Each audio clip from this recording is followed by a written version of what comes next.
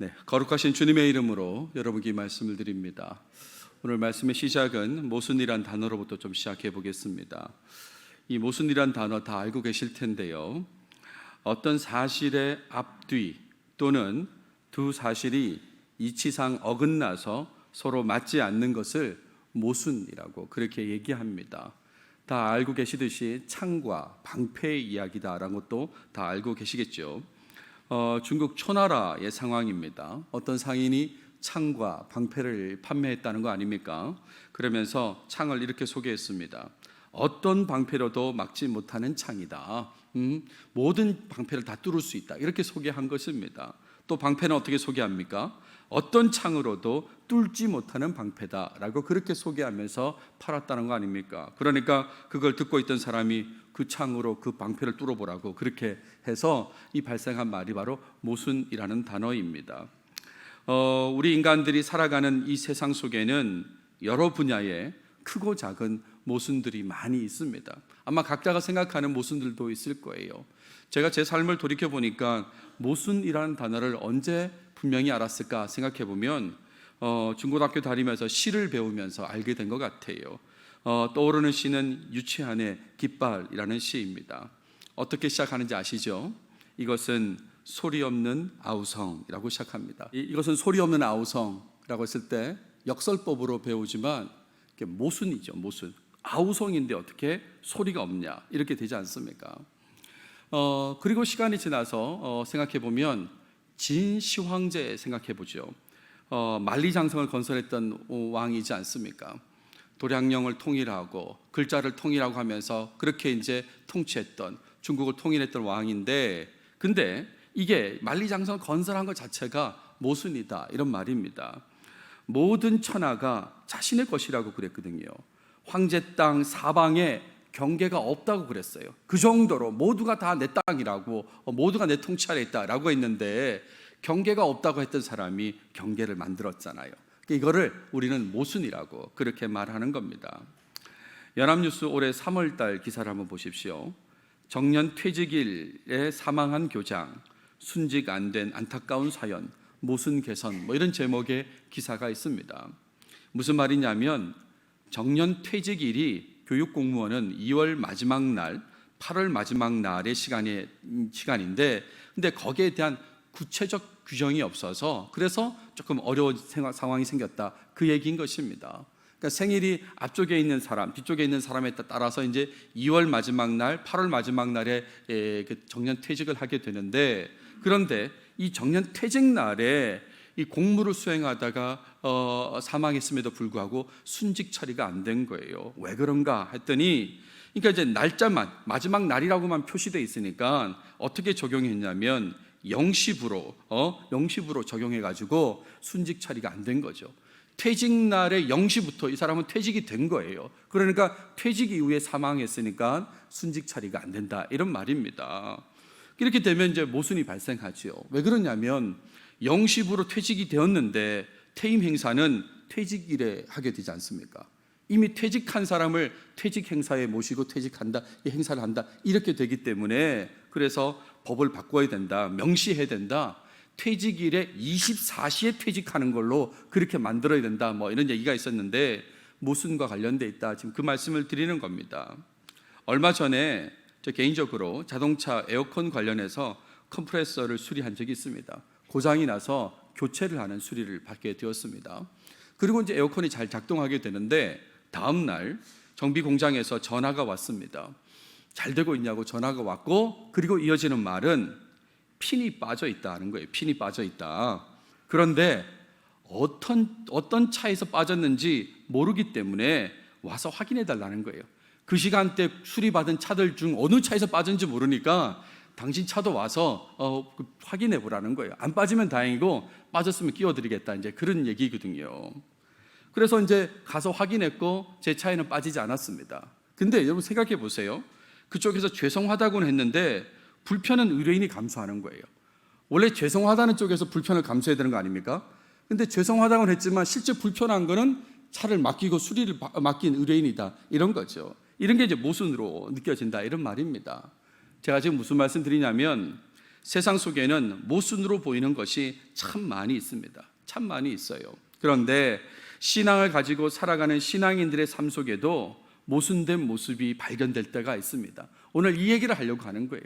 신앙인들의 모습 속에도 모순이 있다, 그 얘기입니다.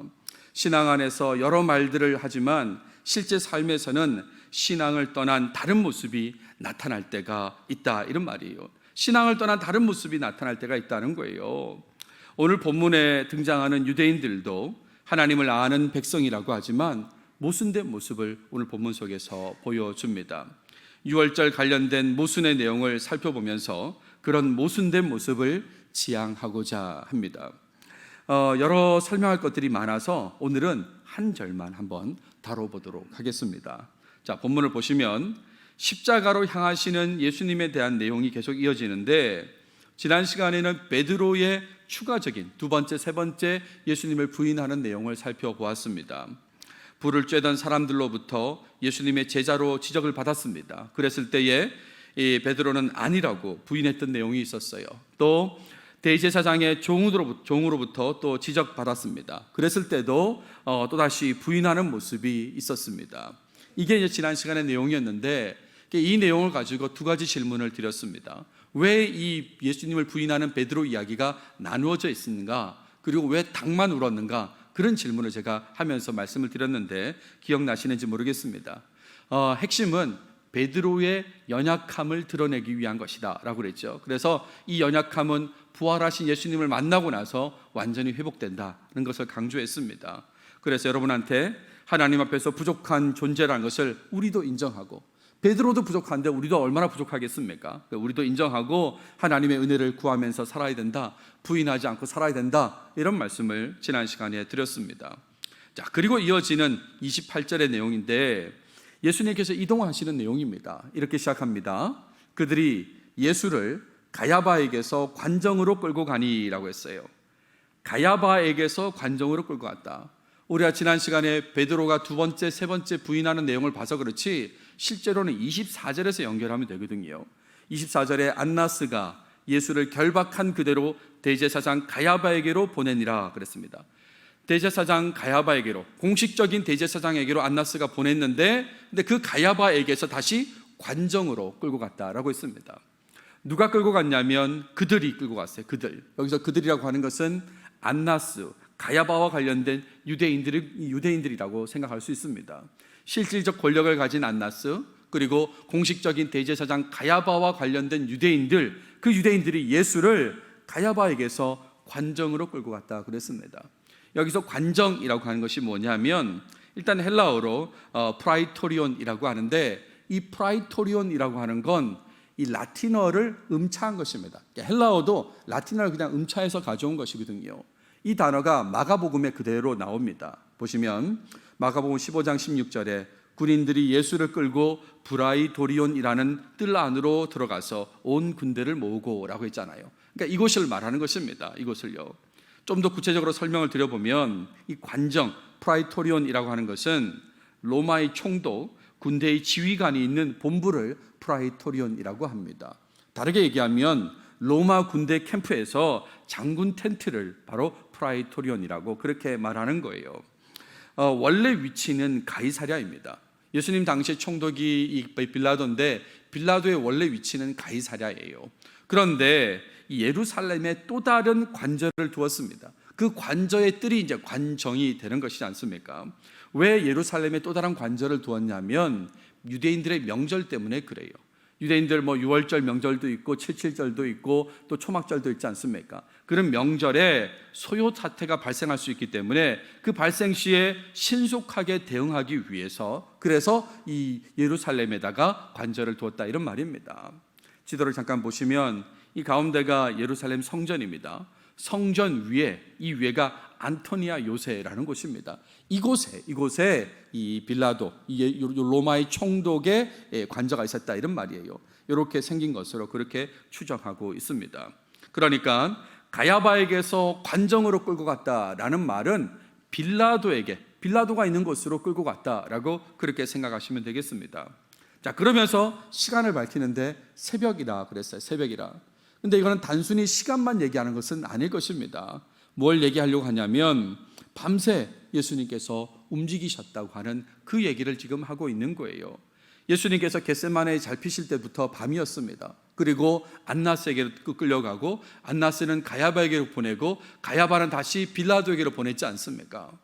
우리 지금 요한복음에는 여기가 끝인데 누가복음에 따르면 빌라도가 헤롯 안티파스에게 보내고 헤롯 안티파스가 다시 또 빌라도에게 보내는 그런 장면도 있는데 아무튼 밤새 지금 벌어지는 상황이다라고 할 수 있는 거죠. 밤새요. 18장 18절 떠올려 보십시오. 그때가 추운 고로 종과 아랫사람들이 불을 피우고 서서 쬐니라고 했습니다.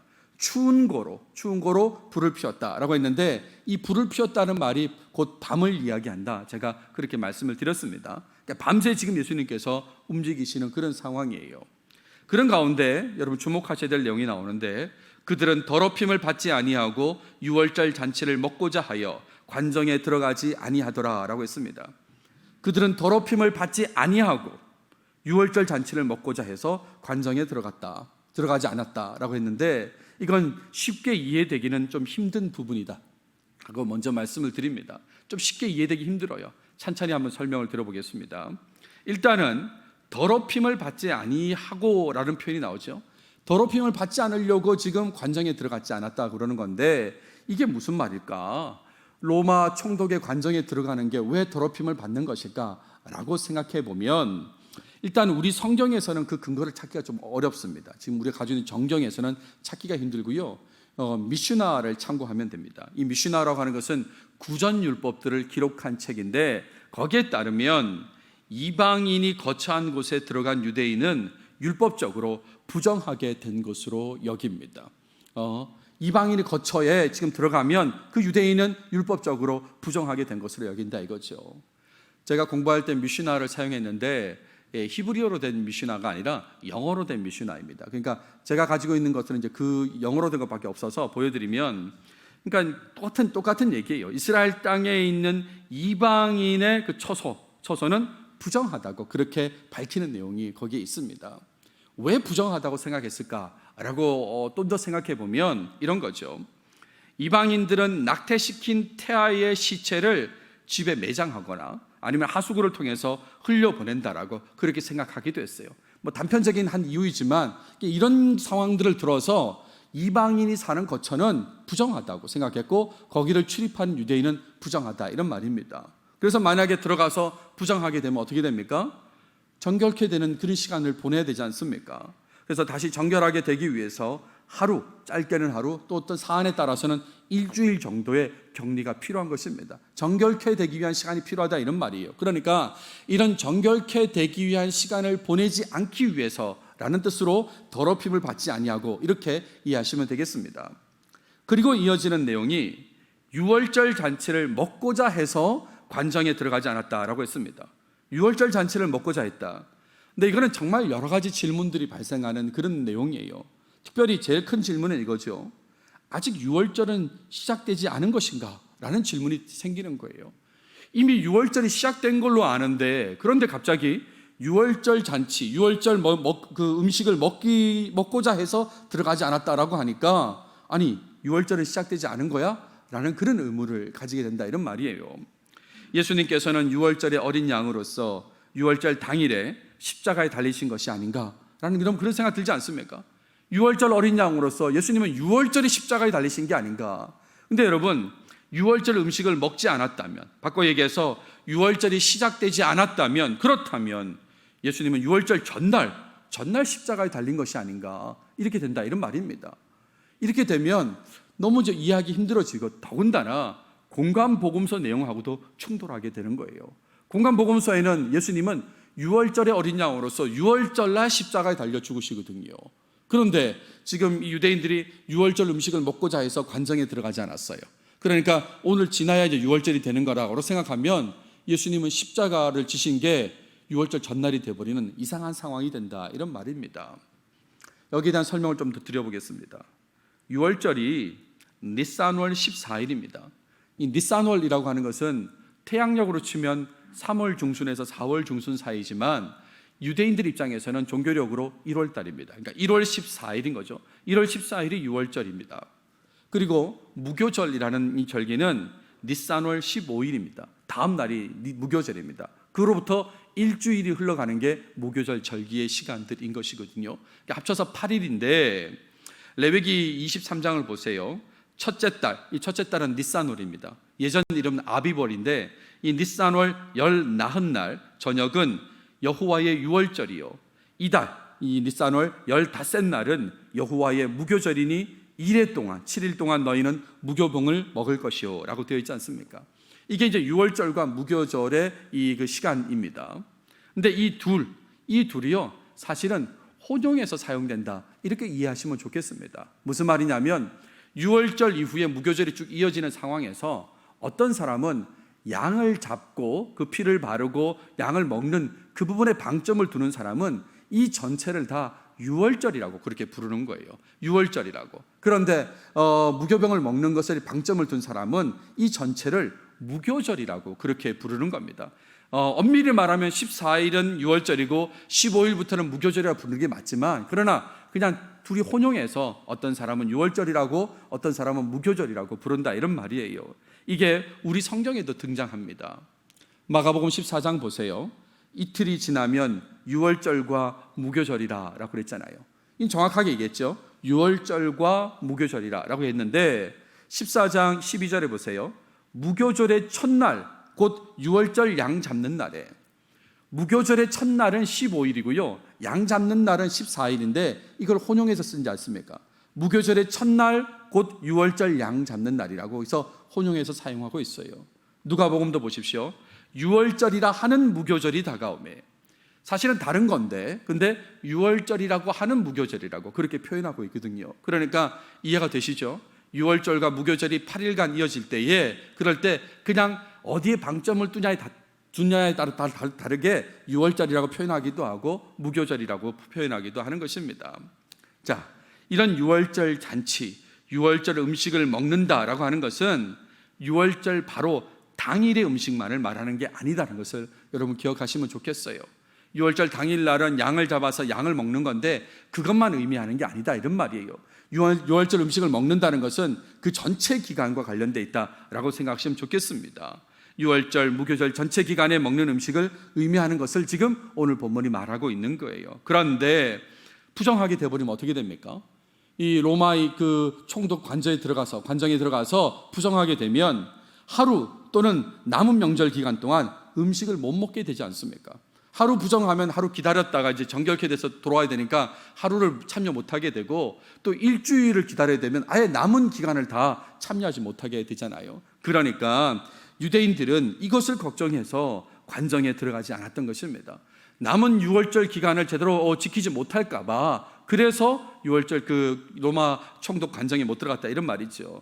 다시 본문으로 돌아오면 그들은 더럽힘을 받지 아니하고 유월절 잔치를 먹고자 하여 관정에 들어가지 아니하더라.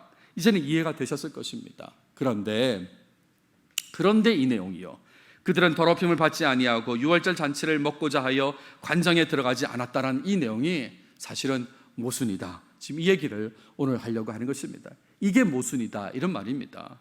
무슨 말이냐면 철저하게 유월절을 지키려고 한 모습 있지 않습니까? 그 모습이 모순과 관련되어 있다 그런 얘기예요. 여러분 한번 생각해 보십시오. 유월절의 어린 양으로서 유월절의 핵심이 바로 예수님이지 않습니까? 유월절의 어린 양이 누구야? 누구를 표시하는 거야? 했을 때 예수님의 핵심이다 이 말입니다.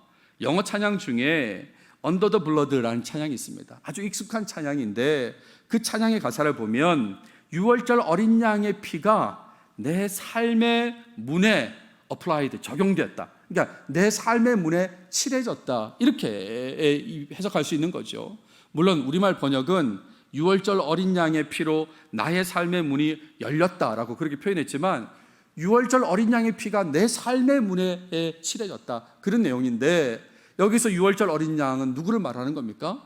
예수님을 말하지 않습니까? 예수님이 아닌 다른 존재 그냥 양을 얘기한다면 우리가 이렇게 찬양까지 할 이유가 없는 거죠.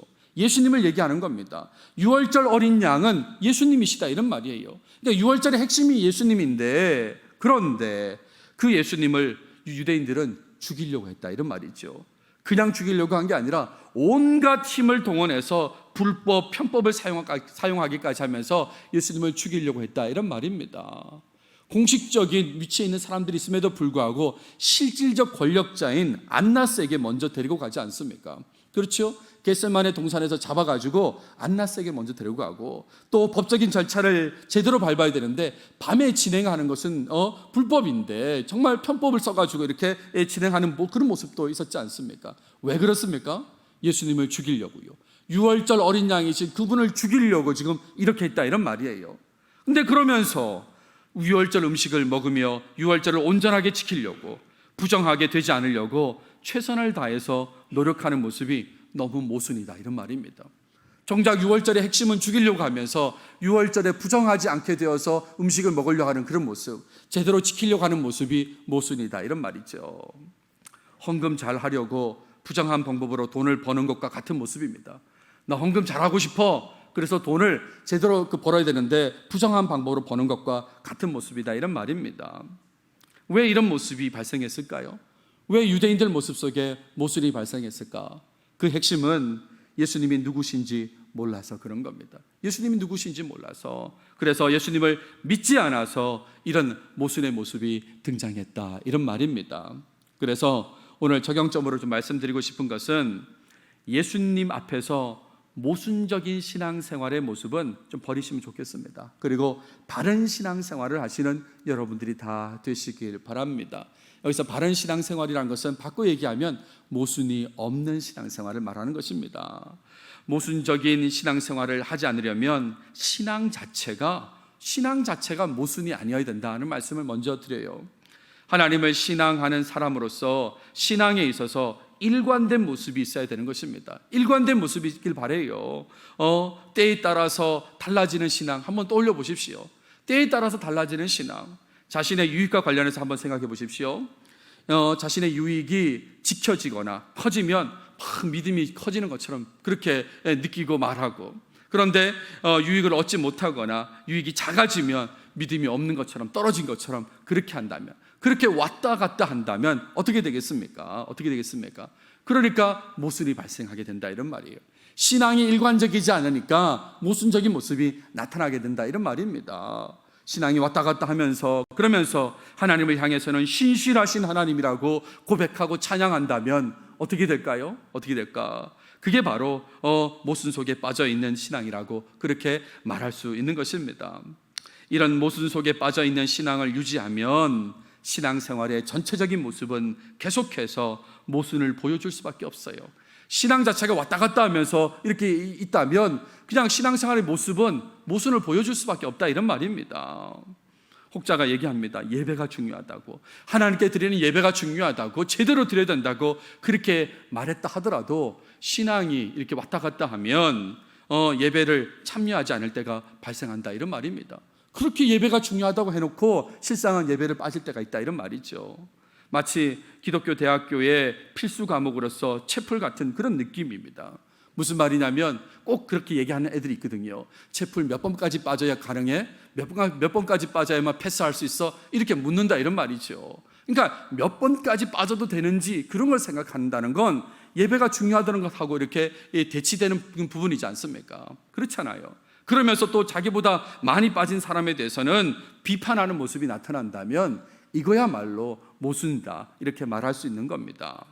신앙생활에서 많이 강조되는 것들이 있어요. 성경을 읽고 묵상하고 공부하는 거, 또 예배, 하나님 향해서 예배하고 기도하고 전도하고 봉사하는 거, 이거 많이 강조하지 않습니까? 여러분, 이거에 대해서 중요하지 않다고 말할 사람 있습니까? 신앙생활 하는 중에 그거 안 중요해요 라고 말할 사람은 있습니까? 아마 없을 것 같아요. 게다가 중요하다는 것을 모르는 사람이 있습니까? 나는 오늘 처음 알았다, 기도가 중요한지, 나는 오늘 전도가 중요한지 처음 알았다. 아마 이런 사람은 여러분 가운데 없을 거예요. 중요하다는 걸 다 알고 있어요. 근데 그 실상에서는 하지 않습니다. 근데 하지 않아요. 중요하다는 걸 다 아는데도 하지 않는다, 이런 말이에요. 이게 모순이다, 이런 말입니다. 이게 모순이라고요. 그렇게 중요한 줄 아무도 빠짐없이 다 알 텐데 하지 않는 이 모순이 우리 삶에 있다, 이런 얘기입니다. 목사로서 서글프게 생각하는 표현이 하나 있습니다. 서글프다고 했는데요, 건강한 교회라는 표현이 참 서글프게 들립니다. 왜 그러냐면 그리스도가 머리 되시고 교회가 그리스도가 머리 되시지 않습니까? 교인들은 한 몸의 지체가 됐다고 얘기합니다. 한 몸에 서로 아끼는 지체가 되었어요. 그런 교회가 어떻게 신앙 안에서 건강하지 않을 수 있겠습니까? 그리스도가 머리 되고 각자가 몸에 붙은 지체인데 어떻게 건강하지 않을 수 있냐 이런 말이에요. 그런데 이 건강한 교회라는 표현이 사용된 걸 보면 건강한 교회가 많지 않다는 거죠. 이런 표현 자체가 사용되는 게 건강하지 않은 교회가 많다는 것입니다. 그러니까 매우 생각보다 깊이 이 모순 속에 빠져 있는 모습이 많다는 거죠. 모순 속에 있는 모습들이 많다 이런 말입니다. 혹시 그런 말 들어보셨습니까? 믿습니다를 크게 말할수록 믿지 않는 것이다. 물론 다르게 생각할 수도 있지만 믿습니다를 많이 얘기하고 믿습니다를 크게 얘기할수록 사실은 믿기지 않아서 믿지 못해서 그렇게 하는 거다라고 말하기도 합니다. 여러분, 목소리 크기와 관계없이 일관된 신앙을 가질 때 모순으로부터 벗어나게 되는 것입니다. 일관된 신앙을 가질 때 벗어난다 꼭 기억하십시오. 그리고 그런 신앙을 바탕으로 바른 신앙생활을 하게 된다는 것을 기억하시면 좋겠습니다. 그러므로 어떤 상황에서도 일관된 신앙 그걸 유지하려고 노력하시면 좋겠어요. 흔들리지 않고 어떤 상황에서도 왔다 갔다 하지 않는 신앙 그걸 유지하려고 노력하시라 이런 말이에요. 무엇보다 오늘 본문과 관련해서 예수님이 누구신지 알고 믿는 것에 일관된 신앙을 좀 유지하시면 좋겠습니다. 예수님이 누구신데 했을 때 그것을 믿는 그 신앙이 흔들리지 않았으면 좋겠다 이런 말입니다. 내 삶의 주인과 구원자라고 알고 믿으신다면, 우리 주님이라고 그러지 않습니까? 내 삶의 주인 되십니다. 나를 구원하신 구원자 되십니다. 그걸 알고 믿는다면 한치의 흐트러짐도 없이 그 신앙으로 계속 살아가시기 바랍니다. 왔다 갔다 하지 마시고요, 정말 그 신앙으로 계속 살아가시기 바랍니다. 그럴 때에 예수님의 말씀에 제대로 순종할 수 있게 되는 것입니다. 주인이라고 구원자라고 하면서도 주인이 명령한 것에 순종하지 않으면 그게 모순이잖아요. 주인이라고 해놓고도 말씀에 따르지 않으면 그게 모순이잖아요. 그러니까 흐트러짐 없이 제대로 믿을 때에, 제대로 인정할 때에, 그럴 때에 모순 없는 순종을 할 수 있다 이런 말입니다. 우리에게 주신 명령들이 많은데 가장 위대한 명령에도 순종할 수 있게 되는 거죠. 하나님을 어떻게 사랑하라고 그랬습니까? 마음과 힘과 뜻을 다해 사랑하라고 했는데 주인께서 명령하셨기 때문에, 나를 구원하신 분께서 명령하셨기 때문에 순종할 수 있다 이런 말입니다. 주인이라고 하면서도 불순종하는 모순이 없다 이런 얘기지요. 이웃을 어떻게 사랑하라고 그랬습니까? 내 자신같이 사랑하라고 그랬지 않습니까? 그 역시도 마찬가지입니다. 주인께서 명령하셨기 때문에, 그걸 신앙하기 때문에 순종할 수 있다 이런 말이에요. 출처가 불분명한데 제가 어디서 들은 이야기입니다. 6.25의 피난 가는 과정에서 배를 타고 이동하는 상황이 생겼는데 그 한 배에 탄 사람들이 이동하는데 얼마나 배고픈지 모르는 그런 상황이었어요. 그런데 한 사람이 먹을 걸 가져왔고 그 먹을 것을 나눠주는데 같이 교회 다니는 사람들한테만 나눠준 거예요. 같은 교회 식구들한테만 그렇게 나눠준 거예요. 다른 사람들 그걸 보다가 좀 같이 나눠달라고 그랬는데 이건 교회 다니는 사람들한테 나눠주는 거야 라고 이렇게 나눠줬다는 거죠. 그랬더니 그걸 지켜보는 사람들이 화가 나가지고 신앙인들, 교회 다니는 사람들을 다 물에 빠뜨렸다 뭐 이런 얘기가 들었습니다.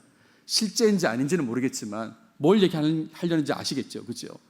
말로는 사랑해야 된다고 이웃 사랑 얘기하고 다 알고 있어요. 근데 실상은 그걸 실천하지 않는 모습, 그게 바로 모순이다 이런 말입니다. 각자 자신의 삶을 돌이켜 보시기 바랍니다. 예수님을 삶의 주인과 구원자로 믿는다고 하면서도 얼마나 많은 말씀에 불순종하는 모습을 보였는지 한번 여러분 삶을 한번 돌이켜 보시라 이런 말이에요. 주님이라고 부르면서도 주님 말씀에 순종하지 못했던 모순들을 떠올리시라 이런 말입니다. 저 역시도 그런 지점들이 꽤 많이 떠올려지고 부끄럽기 짝이 없습니다. 한번 말씀드린 적이 있는 것 같은데 신학생으로서 어디든지 가야지 그런 마음을 가지지요. 부름받아 나선 이 몸 어디든지 가오리다라고 그렇게 찬송도 부르고 헌신을 다짐했던 사람이지만 유학 중에 공부가 끝나갈 쯤에 텍사스에 있는 랄라이도에 있는 교회에서 오라고 했을 때에 가지 않았습니다. 거기는 힘들겠다고 거절한 적이 있습니다.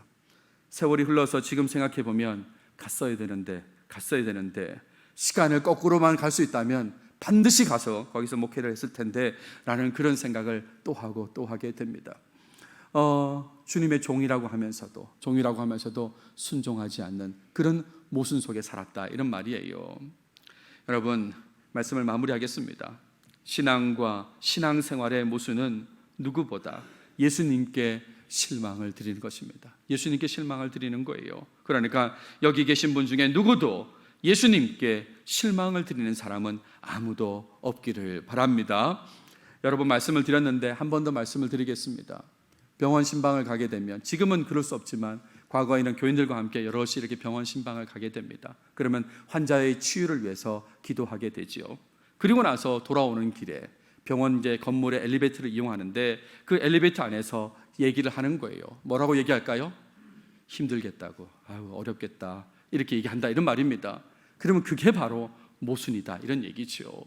하나님을 향해서 치료해달라고, 병을 깨끗하게 치료해달라고 기도해놓고 돌아서서 엘리베이터 타고 내려오면서 안 되겠다고, 힘들겠다고, 오래 못 가겠다고 그렇게 얘기하는 순간 얼마나 모순 속에 있는지 아셔야 되는 것입니다. 여러분, 예수님이 어떤 분이신지 바로 알고 믿으시기 바랍니다. 내 삶의 주인 되시고 내 삶의 구원자 되심을 확실히 알고 믿어서 흔들리지 않는 신앙으로 항상 모순 없는 신앙생활을 하는 여러분들이 다 되시길 바랍니다. 기도하겠습니다. 하나님 감사합니다. 오늘도 우리에게 요한복음을 통해서 말씀해 주셔서 감사합니다. 유대인들이 유월절과 관련해서 보여준 모순적인 모습을 보면서 우리 삶에는 모순이 없는지 돌아보게 하셨는데, 하나님 정말 모순이 있다면 돌이키는 모습이 나타나도록 인도하여 주시옵소서. 예수님을 내 삶의 주인과 구원자로서 확실히 믿고 흔들림 없이 살아서 주님 말씀에 최선을 다해 순종하는 모습, 모순 없는 모습이 우리 삶이 꼭 되도록 인도하여 주시옵소서. 이 모든 말씀 예수님의 이름으로 기도드렸습니다. 아멘.